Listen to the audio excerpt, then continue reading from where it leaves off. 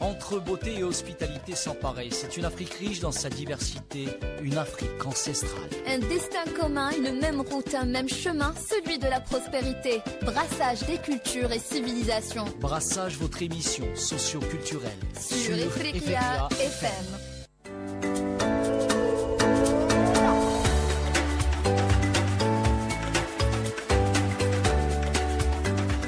Bonjour à toutes et à tous et bienvenue dans Brassage, l'émission qui fait voyager nos cultures africaines à travers le temps, les idées et les identités.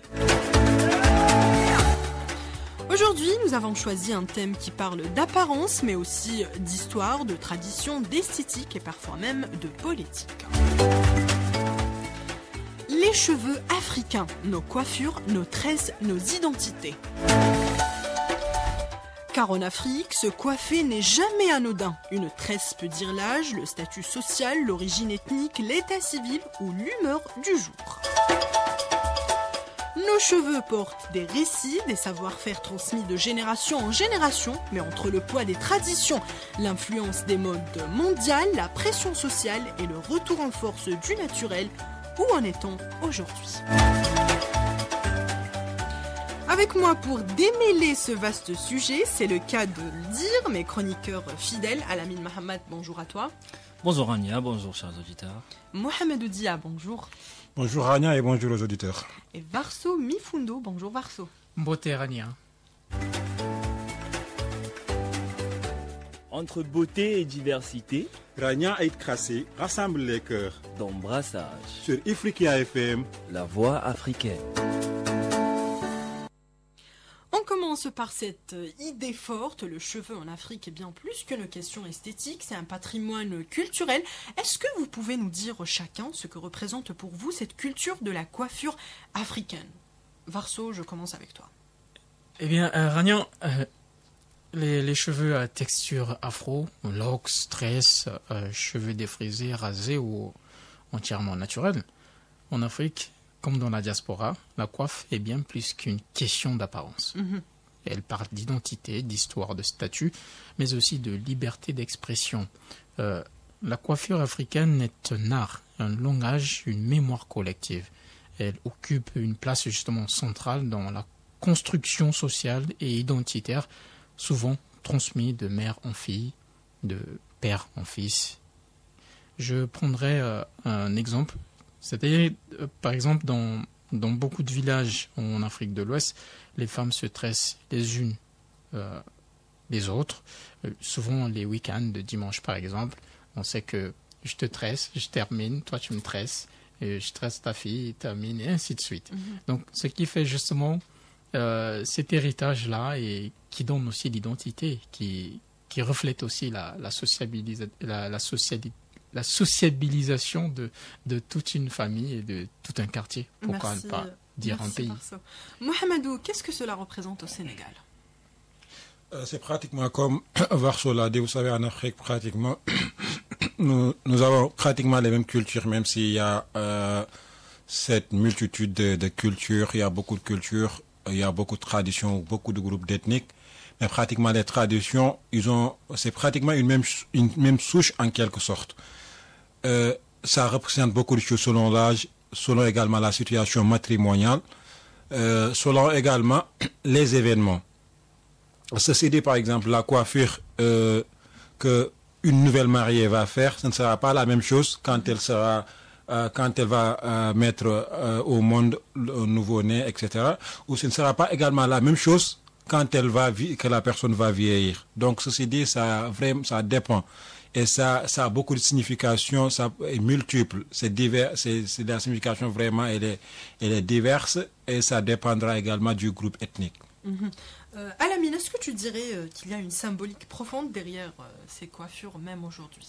Bon, aujourd'hui, je dirais c'est questionnable. Parce que de nos jours, c'est plus pour la mode, c'est plus pour l'accommodation à certaines circonstances qu'on se coiffe, qu'on se tresse. Mais auparavant, c'est clair que chaque coiffure avait une signification. On ne faisait pas telle coiffure pour n'importe quelle occasion. Par exemple, il y a des coiffures que des jeunes garçons dans le village ne pouvaient pas arborer, soi-disant parce que ça appartenait à une personne d'une quelconque classe sociale dont il ne fait pas partie. Donc, actuellement, de nos jours, c'est plus le cas, mais avant, c'était très respecté. Mais je dirais, pour nous, jeunes, actuellement, je ne sais pas si on connaît encore la symbolique ou ce que représentent vraiment ces coiffures qu'on a sur nos têtes ou ce qu'on devrait mettre sur nos têtes. Parce que quand on était petit, on était habitué à avoir la tête rasée à un seul niveau, sans trop d'extravagance. C'est pour ne pas dire que c'est de l'extravagance, mais actuellement, à chaque fois que je vais prendre un exemple concret, moi par exemple, quand j'étais à la maison ou à l'école, on avait une coiffure précise, à raser les cheveux au niveau bas, à un bas niveau, pas trop, ne pas avoir la barbe, ne pas avoir de moustache, comme un élève normal. Mais à l'université, avec un peu plus de liberté, tu te permets de te laisser pousser les cheveux, par exemple, changer de coiffure pour changer de tête, par exemple. Mais c'est pas vraiment ce qu'on attendait. On attendait de nous quand on était tout petit. Je ne sais pas pourquoi on ne les respecte plus, mais c'est un peu ça. Merci Alamine. Donc vous l'avez bien dit, nos cheveux parlent. Ils disent qui nous sommes, d'où nous venons. Mais aujourd'hui, avec la mondialisation, les réseaux sociaux, les nouveaux modèles de beauté, comment ces traditions évoluent-elles, Mohamedou? Alors, on parle tout le temps dans nos émissions, on parle toujours de déclin, on parle toujours de décalage. Ceci dit, maintenant, le monde change. Et beaucoup d'entre nous pensons que quand le monde change, on doit changer avec. Or, qu'il y a certains domaines où dans certains aspects de la vie, on ne doit pas changer, qu'on doit toujours préserver. Maintenant, bon, comme Alamine l'a dit, il y a beaucoup de choses que nous faisons. On ne le fait pas parce que c'est la culture, on le fait parce que c'est devenu la mode, c'est devenu la tendance, une tendance. Je vais juste donner des exemples vraiment concrets. Il y avait une coiffure, par exemple, bon, je vais le prendre sur une personne célèbre qui est Ronaldo, le Brésilien, le phénomène. Il avait sa coiffure, bon, il se rase toute la tête, sauf juste ici. Il laisse des cheveux ici. Et oui, nous, pendant la Coupe du Monde de 2006 2002-2006. 2002-2006. Et nous avions cette coiffure-là. Et malheureusement, quand on faisait cette coiffure-là, bon, quand même, c'était, je vais dire que cet groupe ethnique qu'il faisait était marginalisé, était stigmatisé. Ceci dit que c'était des villageois, c'était des personnes issues dans une communauté où ils sont complètement déconnectés du monde, ce qui fait que bon, ils n'ont pas cette tendance, ce n'est pas à la mode. Et maintenant, cette coiffure, on le voit comme des dégradés. Et maintenant, ça a été changé et ça a été stylisé, modélisé jusqu'à ce que c'est devenu une tendance pour dire que même si on est en train de redessiner, mais quand même, ce n'était pas le but. Le but, c'était juste que bon, ce n'était pas la tendance et maintenant, on va façonner notre style de coiffure, notre esthétique capillaire, on va essayer de se l'approprier et c'est voilà, d'être comme tout le monde. De paraître comme tout le monde, comme ça on va montrer cet esprit d'appartenance à cette communauté qui fait cette coiffure ou cette coupe, etc. Donc il y a ce déclin. Maintenant on le fait pas parce que c'est la culture, mais on le fait parce que c'est la mode. Merci Mohamedou. Est-ce que le rapport aux cheveux a changé avec le temps, entre le défrisage d'hier, le retour au naturel d'aujourd'hui, les perruques, les tresses? Où en est la jeunesse africaine face à cette question, Varso? Bon, aujourd'hui, c'est vrai que ce rapport va de plus en plus un peu dans le déclin, dans le sens où il y a beaucoup d'influence. Les gens, ils voient sur les réseaux voir une influenceuse teinter des cheveux et les enfants aussi teintent leurs cheveux. Ce qui donne une image de l'identité qui était la nôtre, qui est en train de se détériorer. Mais toutefois, on ne veut pas être pessimiste dans ce sens-là, parce qu'il y a aussi des jeunes dans ce même sens qui se réapproprient comment je pourrais dire, de l'esthétique et la résistance et la fierté de ce que représente le cheveu africain, et les coiffes en particulier. Donc, ce qui veut dire que c'est vrai qu'il y a une influence externe qui vient un peu modifier nos valeurs ou bien notre manière de faire, mais notre manière de faire reste toujours dans son identité et dans sa naturalité. Merci Varso. Alamine, est-ce qu'on peut dire qu'il y a encore des clichés, des jugements sur certaines coiffures africaines? Bon, je dirais oui. Pour moi, les clichés, ils perdurent parce que l'Afrique a toujours été perçue comme un continent de noir, de flou.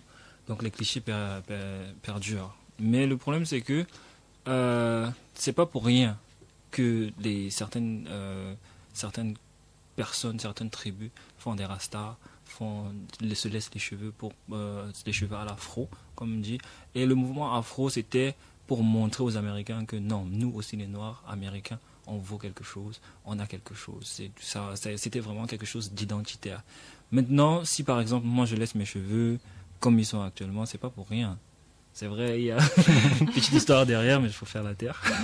Mais le fait de me coiffer d'une certaine manière, je ne regarde pas les clichés que, par exemple, mes cheveux sont crépus ou mes cheveux sont toujours emmêlés. Au contraire, mes cheveux sont plus démêlables que les cheveux Européens. Forcés à être lissés. Exactement. Avec des produits et des machines. L'entretien, par exemple, les clichés de l'entretien des cheveux des Européens, par exemple. Moi, j'ai pas besoin d'une huile le matin, d'un masque le soir pour que mes cheveux soient bien noirs. Pas du tout. Au contraire, je lave juste mes cheveux au savon. Si j'ai une petite huile, même mon huile de corps que j'utilise, je peux la mettre sur mes cheveux et ça ne va jamais entacher la qualité de mes cheveux ou bien, je ne sais pas, mettre en péril le noir de mes cheveux. C'est vrai, dans certaines circonstances, les cheveux peuvent perdre leur couleur. Mais à chaque fois qu'ils repoussent, ils vont toujours garder leur essence. Je ne sais pas, c'est sûrement pour cela que quand on était petit, nos parents, ils gardaient toujours les cheveux bas, à ras. À chaque fois, ils enlèvent, ça repousse, ils laissent à ras. À ras, à ras, à ras, à ras. Donc sûrement, c'est pour cela qu'ils gardaient les cheveux à ce niveau, ou au niveau de Mohamedou, par exemple. Shout out to Mohamedou. Donc c'est un peu ça. Donc, moi, je garde mes cheveux, c'est vrai, ils peuvent être crépus, ils peuvent être emmêlés, mais pour les démêler, il me faut juste de l'eau et un peigne, c'est tout. Ça va pas me faire mal, ça va pas se couper, même si les finitions peuvent être, je ne sais pas trop. La majorité des filles, elles ont tendance à pleurer parce que leurs cheveux se coupent, se cassent, nanana. On n'a pas ce genre de problème. Je prends le peigne, j'enlève, tchac, tchac, tchac, c'est bon. Mes cheveux sont lisses. Donc finalement, ce que vous montrez, c'est que le cheveu est un terrain d'expression. Exactement. Moi, par exemple, quand je fais ma coiffure, c'est pas, je m'en fous de celui qui va peut-être dire que pourquoi tes cheveux sont comme ça ou comment tu fais pour que tes cheveux soient comme ça. Non, c'est pour moi-même que je le fais. C'est parce que je suis beau avec ma tête comme elle est. Waouh. Est-ce que cette liberté d'expression est solide ou fragile face aux modes, aux réseaux sociaux, aux pressions sociales et professionnelles? Varso. Elle est encore fragile, c'est vrai, dans certains secteurs. Par exemple, les femmes n'ont pas totalement la liberté de porter des coiffes trop africaines dans certaines zones. Aujourd'hui, on peut le dire, sans risquer d'être jugées ou discriminées.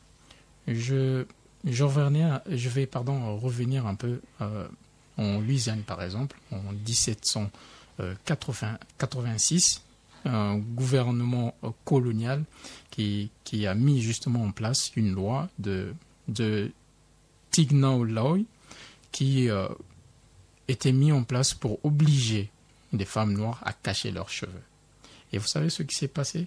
Eh bien, elles ont renversé la tendance. On les a demandé de mettre les foulards sur les têtes. Eh bien, leur manière de mettre le foulard a encore embelli leur beauté, puisque le colon a instrumentalisé le colonisé, l'a ramené à une situation de non-respect, mais malheureusement, elles ont toujours gardé leurs cheveux. Et donc, c'est une forme de résistance. Justement. Et donc, les femmes des colons trouvaient cela pas possible. Donc, il fallait les interdire, soit les raser, soit les cacher. Donc, elles ont préféré. Elles les ont obligées. Donc, il fallait décréter une loi pour ça. Elles ont obligé à ces femmes de cacher les cheveux. Et elles ont eu cette manie de cacher, c'est-à-dire de protéger leurs cheveux avec des foulards. Aujourd'hui, on voit... Aujourd'hui, la beauté de la femme, c'est à travers son foulard. Justement, on voit la femme africaine, quand elle met son foulard, elle est encore quand plus belle. elle met ça sur la tête, ça parle. Et justement, elles ont renversé la tendance. Donc, elles se sont réappropriées le tissu qu'on leur a donné pour se cacher, pour mieux se faire voir. Et puisque ça a été mis dans la loi, eh bien, c'est vous qui avez voté, c'était légal, et c'est encore plus belle. Donc, c'est pour dire que oui, c'est un peu marginalisé et un peu mal vu, mais on sait comment se défendre grâce à ça. Donc, la coiffure, justement, peut être un instrument non seulement culturel, mais aussi politique. Alors, justement, si on regarde vers l'avenir, quelle place auront nos cheveux, nos tresses, nos coiffures dans l'affirmation des identités africaines, Mohamed? Moi, je vais dire que, encore une fois, comme on a tendance à le dire, je ne vais pas rester pessimiste par rapport à ça. Moi, je vais dire un avenir prometteur, dans le sens où, à l'instant, nous sommes dans l'ère des antiques. Ceci dit, la nouvelle technologie de l'information et de la communication, il y a les réseaux sociaux qui sont là. Et c'est toujours un atout. Parce que la technologie, encore une fois, c'est une arme à double tranchante. Donc, il faut juste savoir comment l'utiliser. Ceci dit, il y a beaucoup de coupes africaines à l'instant que nous découvrons. C'est par le biais des technologies. Et de savoir même leur sens. Il y a des choses peut-être beaucoup de personnes ne savent pas expliquer ou ne savent pas quelles étaient l'essence, quelle était son importance, l'origine derrière. Maintenant, par les réseaux sociaux, on peut faire des recherches, on peut faire une documentation et mettre ça dans les réseaux sociaux. Donc, ça peut permettre à vulgariser les différentes coupes de coiffure de chaque groupe ethnique possible, et que les personnes également, pour les personnes identitaires ou les personnes qui sont vraiment qui sont de ce groupe ethnique, ils se l'approprient. Et pour les autres personnes également qui trouvent que c'est vraiment beau, et également qu'ils se l'incorporent en leur quotidien, et c'est également vraiment peut-être de copier, parce que c'est nous dans nous en quelque sorte, c'est africain. Et pourquoi pas également exposer ça, montrer ça au monde extérieur, au monde externe, au monde extérieur, ceci dit à l'Occident, et qui beaucoup de personnes également aimeraient avoir des tresses, mais malheureusement ils ne peuvent pas les avoir.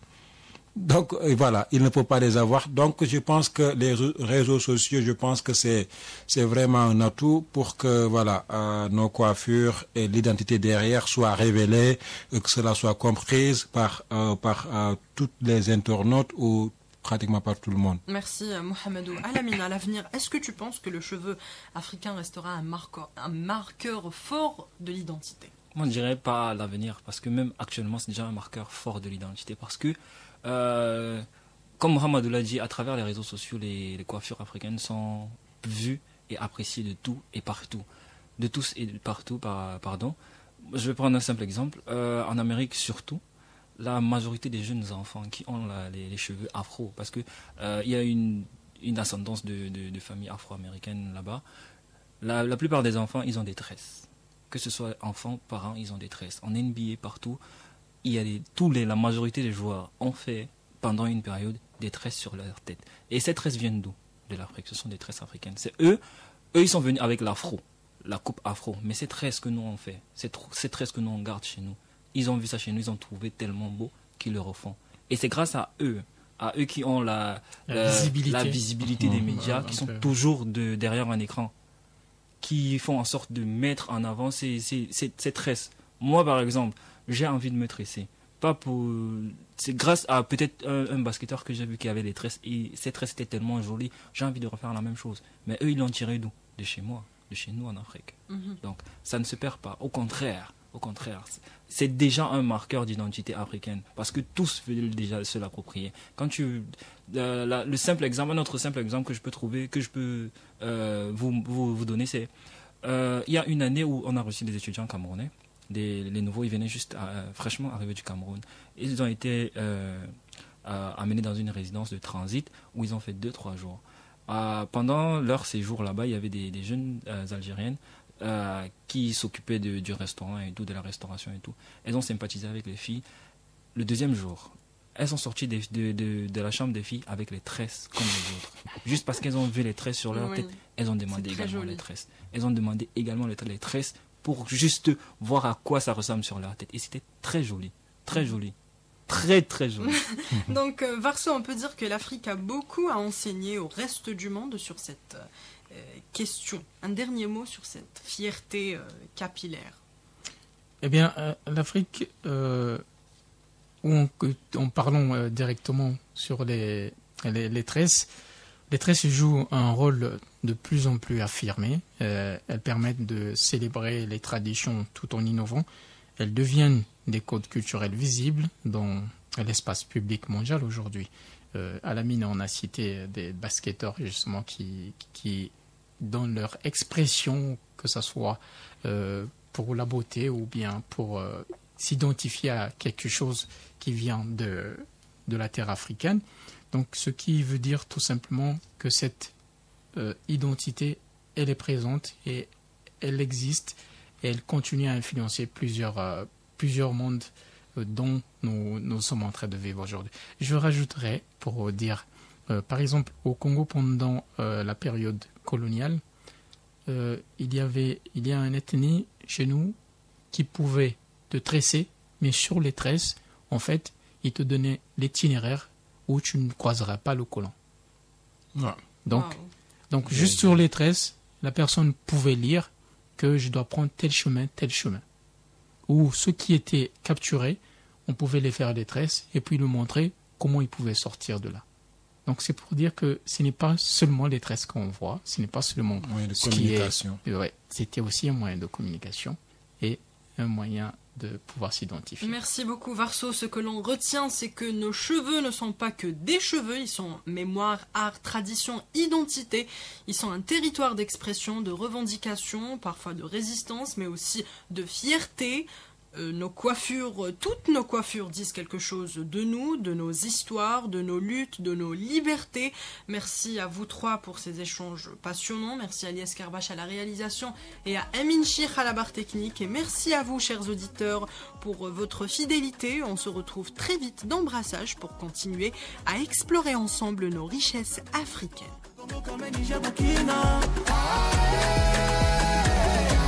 L'Afrique c'est notre mère, tu t'en prends à elle mon cher, je deviens amer.